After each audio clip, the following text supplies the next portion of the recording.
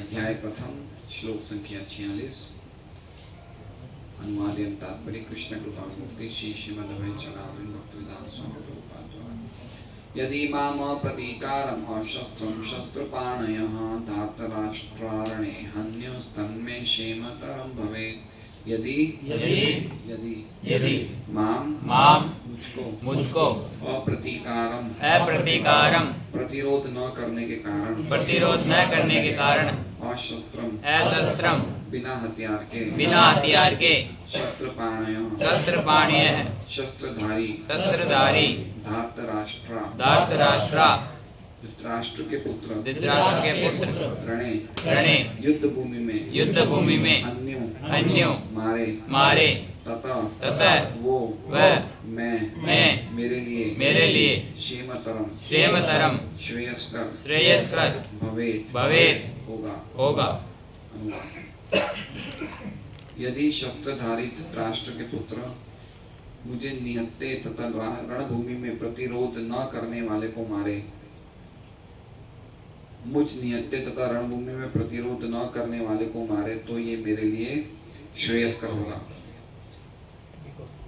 ओम अज्ञानतिमिरान्धस्य ज्ञानाञ्जनशलाकया चक्षुरुन्मीलितं येन तस्मै श्रीगुरुवे नमः। श्रीचैतन्यमनोभीष्टं स्थापितं येन भूतले स्वयं रूपकदा मह्यं ददाति स्वपदान्तिकम्। वन्देऽहं श्रीगुरोः श्रीयुतः पदकमलं श्रीगुरुं वैष्णवांश्च श्रीरूपं सहस्रजातं सहगणरघुनाथान्वितं तं सजीवं साद्वैतं सावधूतं परिजनसहितं कृष्ण चैतन्यदेवं श्रीराधा कृष्णपादान् सहगणललिता शिवशाखान्वितांश्च। हे कृष्ण करुणा सिन्धो दीनबन्धो जगत्पते गोपेश गोपिका कान्त राधा कान्त नमोऽस्तुते। तप्त काञ्चन गौरांगी राधे वृन्दावनेश्वरी वृषभानुसुते देवी प्रणमामि हरिप्रिये। वाञ्छाकल्पतरुभ्यश्च कृपा सिन्धुभ्येव च पतितानां पावनेभ्यो वैष्णवेभ्यो नमो नमः। श्रीकृष्ण चैतन्य प्रभु नित्यानंद श्री अद्वैत गदाधर श्रीवासादि गौर भक्तवृंद। हरे कृष्णा कृष्णा कृष्णा हरे हरे हरे राम राम राम हरे। सभी भक्तों का स्वागत है संध्याकालीन प्रोग्राम में। यदि माम अप्रतीकारम अशस्त्रम शस्त्रपाणयः, तो ये अर्जुन अब गीता जी का ये पहला अध्याय समापन पे ये श्लोक बता रहे हैं। यदि मतलब ये अगर, माम मतलब मुझे, यदि माम अप्रतीकारम मतलब मैं प्रतिकार नहीं कर रहा हूँ, वो जो कुछ भी युद्ध करेंगे या कोई भी शस्त्र चलाएंगे तो मैं उसका विरोध, उसके सामने कोई भी अस्त्र चलाऊंगा नहीं, प्रतिकार नहीं करूंगा। यदि माम मैं प्रतिकार नहीं करूंगा और ना ही मेरे हाथ में अशस्त्रम शस्त्र होंगे, ठीक है। और सामने वाले के पास क्या होगा? शस्त्र पाणयः, पाणी मतलब हाथ, शस्त्र मतलब हथियार। और सामने वाले व्यक्ति के पास शस्त्र होंगे, हथियार होंगे, शस्त्रधारी होंगे। कौन होंगे? धार्तराष्ट्रा, धृतराष्ट्र के पुत्र। और इस प्रकार रणभूमि में हन्यु, अगर वो मुझे मार भी देंगे, मतलब वो शस्त्र एक्चुअली में नियम तो ये होता है कि शस्त्रधारी व्यक्ति जो होता है, क्षत्रिय नियम ये होता है कि अगर किसी के पास शस्त्र नहीं होते हैं तो उसको मारना नहीं चाहिए। लेकिन अर्जुन यहाँ तक कह रहे हैं कि अगर वो मुझे मार भी देंगे, नियमों के विरुद्ध भी मुझे मार देंगे, तो भी वो मेरे लिए तन्मे क्षेमतरम भवेत्, वो भी मेरे लिए श्रेयस्कर, क्षेमतरम मतलब श्रेयस्कर होगा। मतलब अर्जुन यहाँ तक इतना ज़्यादा वो असंतुष्ट थे नहीं लड़ने के, मतलब लड़ाई से इतने ज़्यादा वो डिप्रेस हो गए थे, इतने ज़्यादा निराश हो गए थे कि वो कोई भी प्रकार से युद्ध करने का उन्होंने इरादा ही छोड़ दिया था। तो कह रहे हैं कि मैं कोई भी प्रकार से युद्ध नहीं करूँगा, मैं शस्त्र ही नहीं उठाऊँगा, चाहे उनको मारना हो तो वो मार सकते हैं। तात्पर्य, क्षत्रियों के युद्ध नियमों के अनुसार ऐसी प्रथा है कि निहत्ते तथा विमुख शत्रु पर आक्रमण न किया जाए। विमुख मतलब जो मतलब युद्ध में पीठ बता के भाग रहा है, विमुख हो रहा है, युद्ध से जो विमुख हो रहा है, उन्मुख नहीं विमुख हो रहा है। या फिर कोई ऐसा व्यक्ति जिसके पास कोई प्रकार का शस्त्र नहीं हो, उसे क्या कहते हैं? नियंता। तो कोई व्यक्ति अगर जैसे दो योद्धा लड़ाई कर रहे हैं और सामने वाले व्यक्ति के पास अगर ना ही शस्त्र होंगे और अगर वो पीठ बता के भाग रहा है तो उस पर आक्रमण नहीं करना चाहिए। किंतु अर्जुन ने ये निश्चय किया कि शत्रु भले ही इस विषम अवस्था में उस पर आक्रमण कर दे किंतु वो युद्ध नहीं करेगा, मतलब वो शस्त्र नहीं उठाएगा। उसने इस पर विचार नहीं किया कि दूसरा दल युद्ध के लिए कितना उद्यत है। इन सब लक्षणों का कारण उसकी दयाद्रता है जो भगवान के महान भक्त होने के कारण उत्पन्न हुई है। मतलब दयाद्रता मतलब उनमें जो ये दया की भावना है कि मुझे उनके से लड़ना नहीं है, मुझे उनका कल्याण चाहता हूँ, मैं उनको मारना नहीं चाहता हूँ। ये जो दयाद्रता की भावना है ये उनकी कायरता के कारण नहीं है, ये किसके कारण है? किसके कारण है? ये भगवान के भक्त होने के कारण है। ये तो आपने भगवान को पहनाने से पहले मुझे पहना दिया।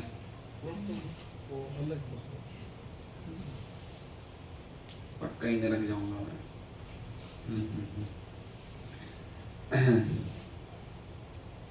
तो इन सब लक्षणों का कारण उसकी दयाद्रता है जो भगवान के महान भक्त होने के कारण उत्पन्न हुई है।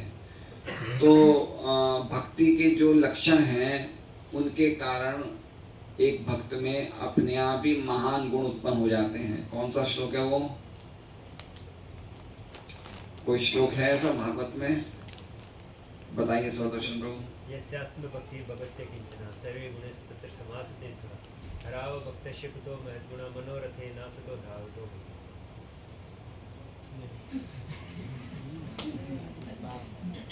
पहना दीजिए उन्हें। हरे कृष्ण। ऐसे श्लोक आने चाहिए। यस्यास्ति भक्तिर् भगवती किंचना सर्वे गुणेस्तत्र समासते सुरा हराव अभक्तस्य कुतो महद्गुणा मनोरथेना सरिधावतो भई। आप प्रभुपाद के लेक्चर सुनेंगे तो प्रभुपाद कुछ बोलते हैं उसके बाद एक श्लोक बोल देते हैं, है ना। एक लेक्चर में आधा घंटा 30-35 मिनट का लेक्चर होता है, उसमें 4-5 श्लोक तो प्रभुपाद बोल ही देते हैं। तो इतना ज़्यादा प्रभुपाद जी को श्लोक बोलने का रहता है कि क्योंकि उनकी कोई भी बात होती थी वो श्लोक से संबंधित होती थी। तो यस्यास्ति भक्तिर् भगवती किंचना, जो व्यक्ति भगवान की अकिंचन भक्ति करता है, अकिंचन का अर्थ होता है इस भावना से भक्ति करता है कि मेरे एकमात्र भगवान ही है, मैं भगवान का ही हूँ और मैं किसी का भी नहीं हूँ, ना ही कोई चीज़ मेरी है। ये एक श्लोक है जो कुंती महारानी की स्तुति में आता है। याद है वो श्लोक? कौन सा श्लोक है? अकिंचन वाला श्लोक है। नमो अकिंचन वित्ताय निवृत्त गुणवत्ताय आत्मा रमाय शांताय केवले। कोई माला नहीं है मेरे पास। नमो किंचन वित्ताय, कि आप उनके धन हैं जिनके पास कुछ नहीं है। तो अकिंचन भक्ति करने से क्या होता है? सर्वेर गुणेस्तत्र समासते सुरा, उस व्यक्ति के पास सभी देवताओं के भगवान के गुण उसमें आ जाते हैं। हराव और भक्त से कुतो महत्गुणा, और जो हरि का भक्त नहीं है उनके पास कहाँ से महान गुण आएंगे? क्यों? क्योंकि वो मनोरथे ना सती धावतो भई, वो मन के रथ पे भाग रहा है असत्य चीजों के पीछे। तो इसलिए ये बहुत इम्पोर्टेंट है कि भक्ति करते करते हमारे में थोड़े बहुत गुण तो प्रकाशित होने चाहिए। अद्वेष्टा, जैसे पहला गीता जी का भक्ति योग का श्लोक है, अद्वेष्टा सर्वभूतानां मैत्र करुण एव च निर्ममो निरहंकार सम दुख सुख दुख क्षमा सुखी संतुष्ट समी संतुष्ट सततम योगी यतात्मा दृढ़ निश्चय मयि अर्पित मनोबुद्धिर ये यो मत भक्त स्मे प्रिय। तो पहला श्लोक क्या है? पहला शब्द क्या है? अद्वेष्टा सर्वभूतानां। अद्वेष्टा सर्वभूतानां, सबसे पहला गुण भक्त का क्या है? अद्वेष्टा सर्वभूतानां, कोई भी भूतों के प्रति, भूतों के मतलब जीव। भूत प्रेत के प्रति नहीं, जीव कोई भी जीवों के प्रति अद्वेष्टा रहता है, उसका भाव क्या रहता है? अद्वेष्टा। अद्वेष्टा की क्वालिटी कैसी है, क्या लगता है? कैसी है? इजी है? अद्वेष्टा बनना इजी है? अद्वेष्टा सर्वभूतानां, पहला गुण कि द्वेष नहीं करता है। और यही गुण गीता जी के 11वें अध्याय का आखिरी श्लोक है। क्या श्लोक है? मत कर्म कृत मत परमो मत भक्त संग वर्जित निर्वैर सर्वभूतेषु यह स मामेति पांडव। जो निर्वैर भाव का है, निर्वैर मतलब किसी के प्रति वैर नहीं रखता है। और कपिल भगवान माँ देवहूति को कहते हैं कि अगर कोई व्यक्ति मन में वैर रखता है और वो मेरी भक्ति या मेरी पूजा कर रहा है तो वो इस प्रकार से है जैसे वो अग्नि यज्ञ में अग्नि बुझ गई है और वो राख पे आहुति डाल रहा है। किस पे आहुति डाल रहा है? डालनी चाहिए आहुति अग्नि पे, लेकिन वो किस पे डाल रहा है? राख पे। और भागवत में भी ये श्लोक है, धर्म प्रोजित केतवत्र परमो निर्मत्सराणाम सताम, निर्मत्सराणाम। इसलिए ये जो भागवत है ये उनके लिए है जो निर्मत्सर हैं, जो द्वेष करना छोड़ दिया है। इसलिए ये द्वेष करने की जो क्वालिटी है, ये द्वेष करने की क्वालिटी हमारे में से तब जाएगी जब हम शुद्ध भक्तों की सेवा में लगेंगे और भगवान की भक्ति हम बड़ी तीव्रता से करेंगे। लेकिन धीरे धीरे जाएगी, ये बहुत इंपॉर्टेंट है। अगर हम एक भी व्यक्ति से द्वेष करते हैं इस जगत में तो हमारा भगवान के धाम में जाना कैंसल हो जाएगा, रुक जाएगा। सिर्फ एक व्यक्ति से, खाली एक व्यक्ति से। तो इसलिए ये सब गुण है, अद्वेष्टा सर्वभूतानां मैत्र करुणा एवं च। जो व्यक्ति सबसे मैत्री रखता है, जिसमें करुणा की भावना है। मैत्र निर्ममो मतलब जो जिसमें कोई भी ममत्व की भावना नहीं कि ये मेरा है। और निरहंकार मतलब जो ये नहीं सोचता है कि मैं ये शरीर हूँ, है ना। निरहंकार मतलब जिसका अहंकार शुद्ध हो गया है। अहम ब्रह्मास्मि, मैं आत्मा हूँ, मैं शरीर नहीं हूँ। जिसका अहंकार है शुद्ध हो गया, निरंकार। सम दुख सुख, और जो दुख और सुख में क्षमा रहता है। शमी मतलब क्षमा करने वाला है। कितने क्वालिटीज हैं ये। फिर क्या है? संतुष्ट सततम योगी, संतुष्ट रहता है हमेशा। कैसा रहता है? सेटिस्फाइड। आज अगर प्रसाद नहीं मिला तो कोई बात नहीं, सेटिस्फाइड रहता है। संतुष्ट सततम योगी, सततम योगी मतलब सततम मतलब कांस्टेंट कृष्ण पे अपना मन को लगाए रखता है, सततम योगी।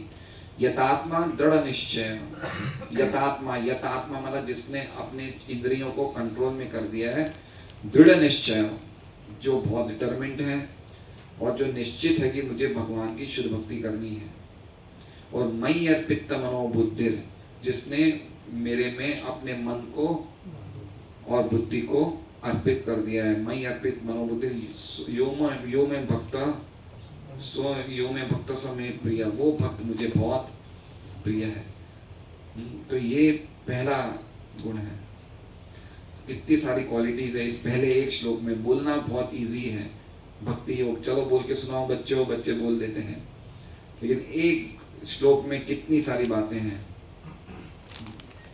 तो ये क्वालिटीज जो है ये भक्ति में स्वतः भक्ति करते करते क्वालिटीज डेवलप होती है, वो बात में कोई डाउट नहीं है।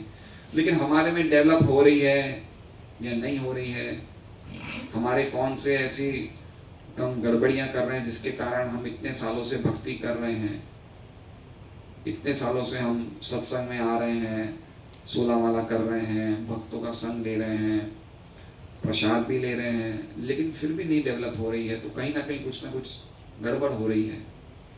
तो उसको हमें छानबीन करना चाहिए। हमें लाइट होना पड़ेगा। क्या होना पड़ेगा? हल्का होना पड़ेगा। हल्का होंगे तो ऊपर जाएंगे। तो ये क्वालिटीज हैं।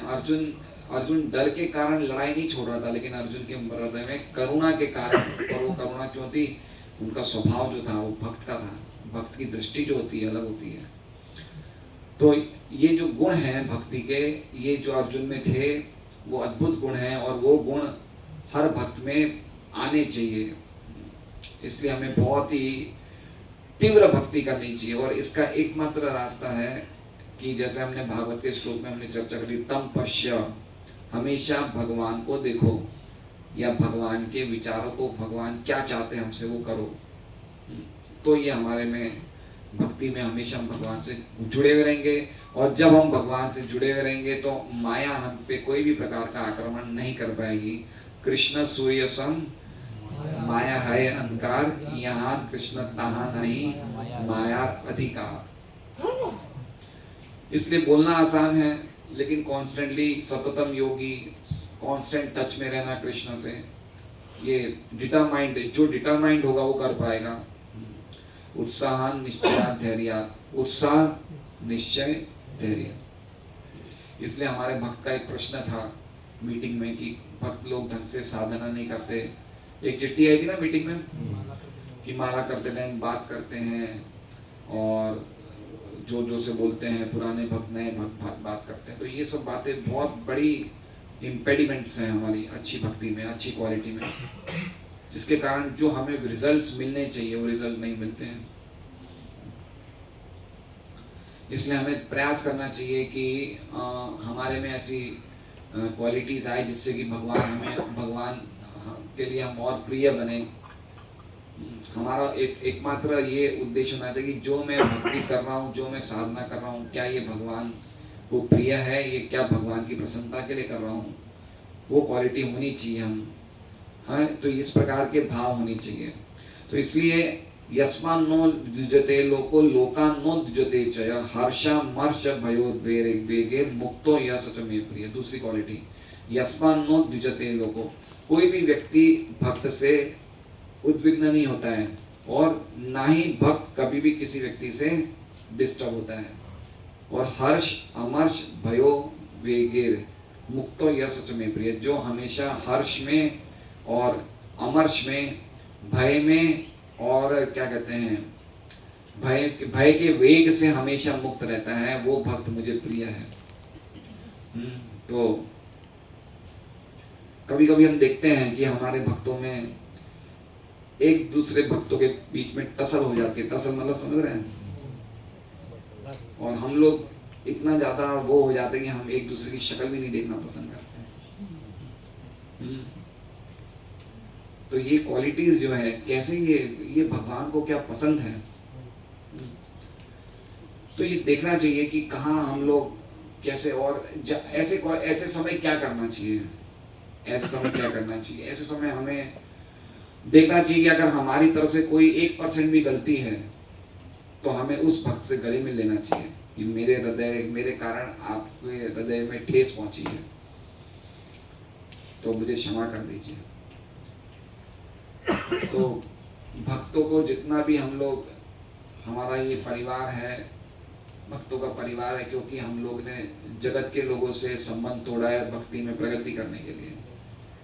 तो जगत के लोगों से संबंध तोड़ा है भक्ति में आने के लिए, लेकिन भक्तों से संबंध तोड़ेंगे तो कहाँ जाएंगे।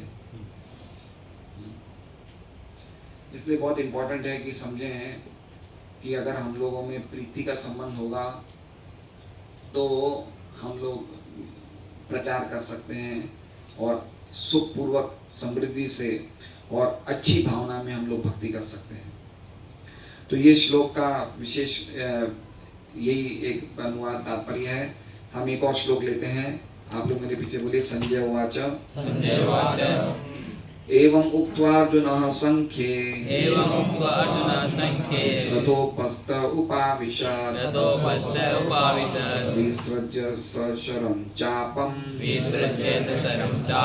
शोकसंविघ्नमानसः।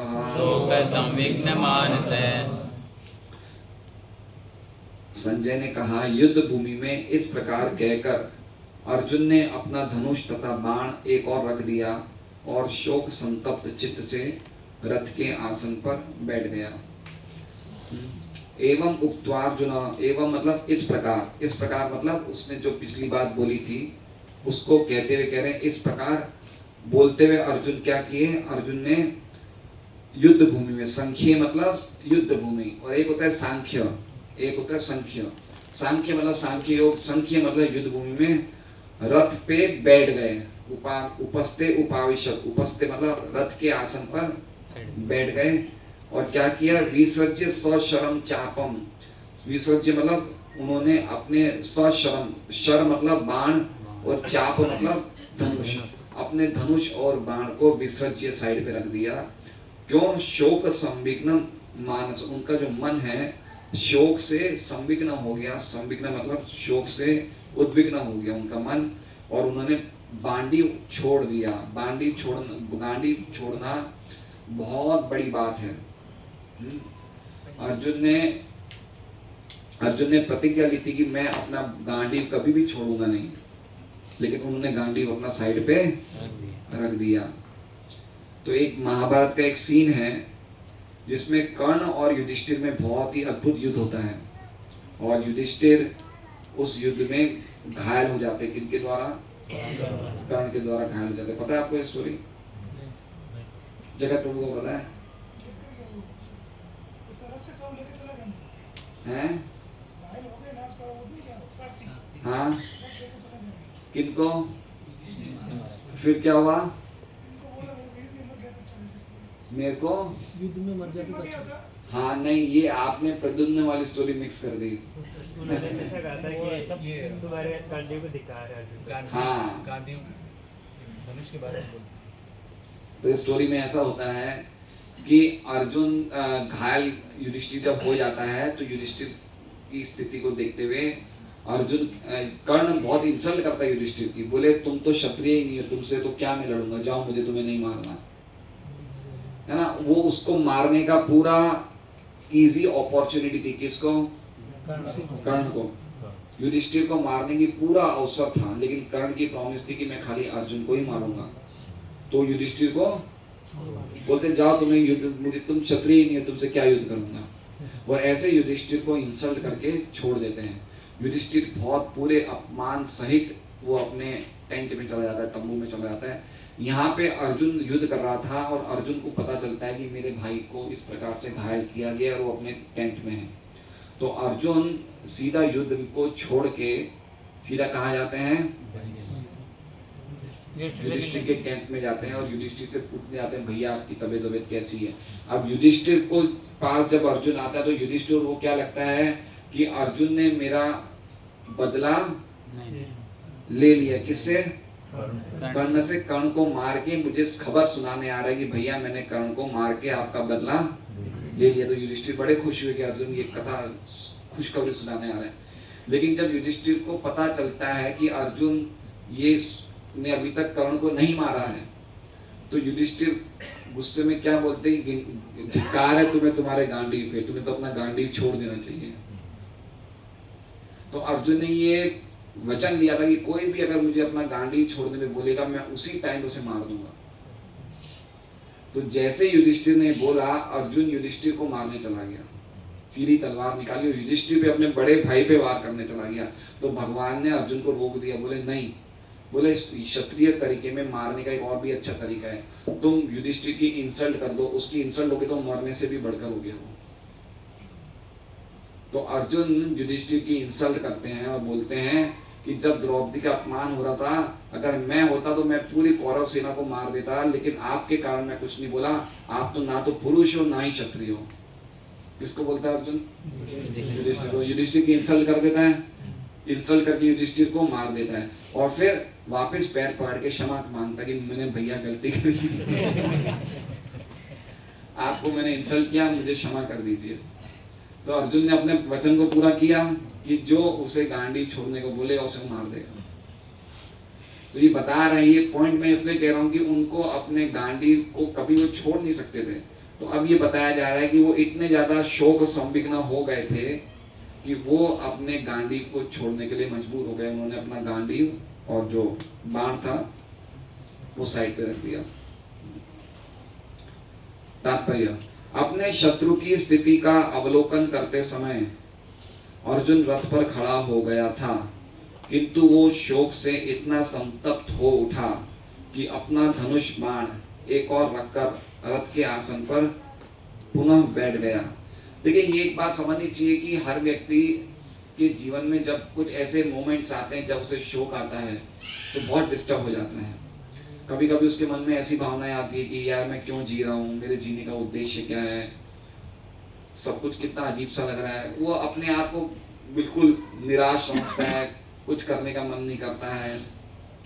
ऐसा होता है, कभी हमारे जीवन में ऐसा आता है शोक की भावनाएं। तो ये बहुत खतरनाक है। जैसे अभी हम भागवत में भी यही पढ़ रहे हैं, युधिष्ठिर का शोक दूर कर रहे हैं नारद जी। तो ये शोक जो है, ये शोक खाली इसलिए होता है कि हम लोग अपने जीवन का उद्देश्य भूल जाते हैं और अपनी पहचान शरीर और शरीर से संबंधित वस्तु से करते हैं, इसलिए शोक उठता है। तो अर्जुन इसी कारण से शोक से इतने संतप्त हो चुके थे कि उठा कि अपना धनुष बाण एक और रखकर रथ के आसन पर पुनः बैठ गया। ऐसा दयालु तथा कोमल हृदय व्यक्ति जो भगवान की सेवा में रत हो, आत्मज्ञान प्राप्त करने के योग्य है। तो क्या आत्मज्ञान प्राप्त करने का अधिकार किसे? आत्मज्ञान प्राप्त करने योग्य मतलब अब दूसरे अध्याय में अर्जुन को आत्मज्ञान प्राप्त होगा। तो आत्मज्ञान प्राप्त होने के लिए भूमिका बताई जा रही कि उनका जो हृदय था वो इतना कोमल था कि वास्तव में ऐसे कोमल हृदय व्यक्ति को ही आत्मज्ञान प्राप्त हो सकता है। इस प्रकार से ये बात बताई जा रही है। हरे कृष्णा। श्रीमद् भगवद गीता यथारूप की जय। कोई प्रश्न है तो आप पूछ सकते हैं।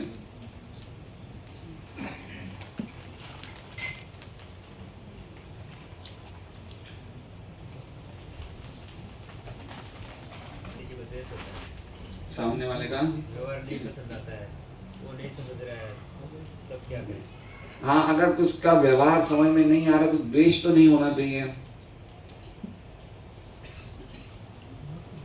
द्वेष होने का एक जो मेन रीजन है द्वेष होने का, वो है कि हम भगवान से प्रेम नहीं करते हैं।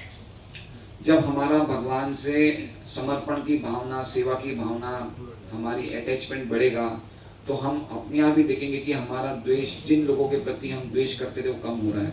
यद्यपि द्वेष की भावना को कम करना बहुत मुश्किल है, बहुत मुश्किल है, इजी नहीं है, वास्तव में आसान नहीं है, लेकिन ये संभव है। अगर हम प्रॉपर ट्रीटमेंट करेंगे, प्रॉपर उपचार करेंगे तो हम देखेंगे कि हमारा जिनसे द्वेष हो रहा है उनके प्रति हमारा द्वेष की भावना खत्म हो रही है। तो मुश्किल तो है, लेकिन भक्ति से ये चीज नाश हो जाती है। परंतु हम ये चाहते हैं कि वही समझे, ऐसा उसको सुधरना चाहिए। हमारे मन में ऐसे रहता है कि वो क्यों नहीं समझ रहा उसको। हाँ, वो इसलिए क्योंकि हम अपने आप को ऊंचा मानते हैं, हम अपने आप को सुपीरियर समझते हैं। वास्तव में वो गलती पे ही होगा। वास्तव में गलती पे कौन है? सामने वाला। सामने वाला गलती पे है हाँ। और वो ये सोच रहा है कि जो गलती पे उसे अपनी, हम सोच रहे हैं कि उसको सुधरना चाहिए। और गलती में कौन है? हम नहीं, सामने वाला। और उसका सुधरना उसको ही सही है। हाँ, तो उसने द्वेष कहाँ किया? उसने द्वेष नहीं हो सकता है, वो उसको द्वेष नहीं बोल सकते। द्वेष, एक द्वेष कैसे कहते हैं कि जैसे हम किसी की अचीवमेंट से ईर्ष्या करते हैं, है ना, द्वेष करते हैं कि वो मेरे से आगे है, चाहे भक्ति में चाहे कोई भौतिक उपलब्धि में मेरे से आगे, तो हमें द्वेष होता है। तो ये द्वेष की जो भावना है या फिर हिंसा, वैर की भावना, ये सब जो भावनाएं होती है, तो वो चीजें जो होती है वो एक्चुअली में अच्छा है कि हम अपनी गलती, जो हमने गलती करी वो मान लें। हम अगर हमने 1% भी कोई गलती करी है तो हमें वो मान लेना चाहिए। पर हमारे मन में तो ऐसा है कि हमने गलती की नहीं है। प्रसाद में भी द्वेष करते हैं, प्रसाद में भी द्वेष करते हैं। प्रसाद में द्वेष करते हैं। ये है, ऐसा प्रसाद तो नहीं लेंगे, ये प्रसाद तो लेंगे, वो भी हो जाता है। ऐसी भी भावना होती है भक्तों की। हाँ, मतलब कहने का ये क्या प्रसाद बना है ऐसा? हाँ, प्रसाद ऐसा, हाँ, कड़ी खिचड़ी है तो नहीं है, नहीं खाना है ऐसा फिर हो जाता है, ज़्यादा वो तो खाना है। लेंगे। हाँ।